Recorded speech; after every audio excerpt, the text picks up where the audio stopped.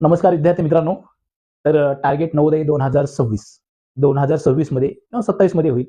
नवोदय परीक्षा जी होणार आहे त्या प्रश्नावरच तुमचं मेरिट ठरणार आहे. तुमचा त्या जिल्ह्यामध्ये नंबर लागतो की नाही नवोदयला ते ठरणार आहे.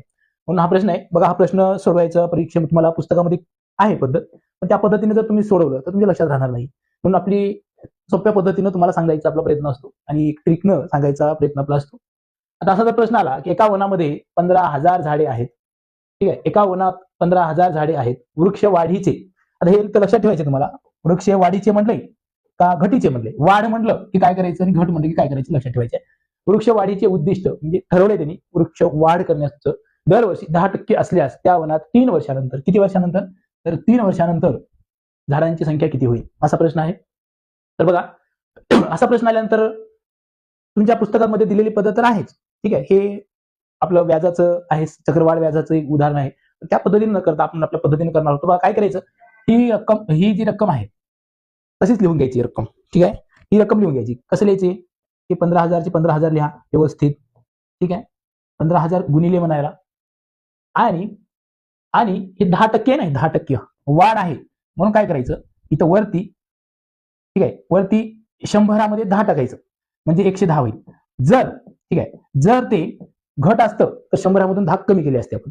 वाढ आहे म्हणून त्या 100 10 टाकले 110 झाले.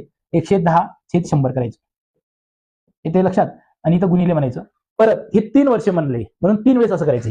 2 वर्ष म्हणलं असतं तर 2च वेळेस लिहिलं असतं आपण. इथं किती लिहिणार आपण 110, ठीक आहे. 110 भागिले किती लिहिणार इथं 100 गुणिले परत इथे किती लिहिणार 110, ठीक आहे. 110 भागिले 100. बस हे सोडवा पोरांनो, तुमचं उत्तर येऊन जाईल अगदी सहज सोप्या पद्धतीने. बघून घ्या. आता इथं खाली काहीच नाही म्हणजे 1 असते लक्षात ठेवा. मग खालचे शून्य मोजून घ्या किती आहेत. 1 2 3 4 5 6 आहेत. वरी पण आहेत का बघा. वरी किती आहेत 1 2 3 4 5 6 म्हणजे वरचे शून्य सगळे कटणार आहेत आणि खालचे पण शून्य कटणार आहेत. जेवढे वरचे शून्य कटतात असतात तेवढे खालचे शून्य आपण कटू शकतो. बरोबर की नाही. बस आता आपल्याला इथं काय राहिलं बघा. इथं राहिलं 15 गुणिले खाली 1 म्हणलं तर ते काही लिहिलं नाही तरी चालते. 11 गुणिले 11 गुणिले 11. बस हे सोडवा, तुमचं उत्तर काही क्षणामध्ये येऊन जाईल, ठीक आहे. आता हे 15चा 15 ठेवून देऊ आपण. 15चा 15 ठेवून देऊ आणि आता आपल्याला 11चा जर तुम्हाला घन माहित असेल तर ठीक आहे. 10 पर्यंत घन आपल्याला माहिती आहे आणि असतातच माहित, पण 11चा घन माहित नाही काय हरकत नाही. मग हे 11चा वर्ग तर माहिती आहे. किती 11चा वर्ग 121 लिहायचे.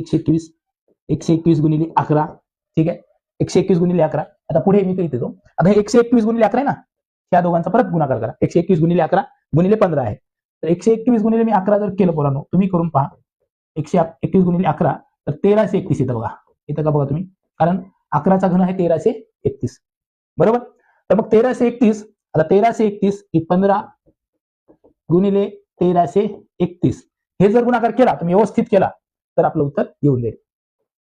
बघू आता काय त्यांचा गुणाकार आपल्याला करूया आपण.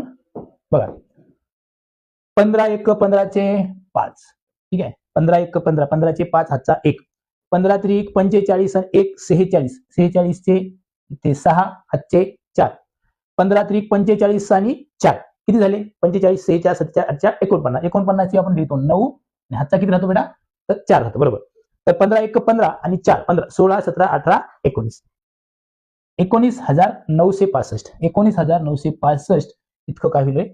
इतके झाड 3 वर्षांमध्ये त्या झाडांची संख्या होईल किंवा त्या वनामध्ये 19,965 झाड होतील.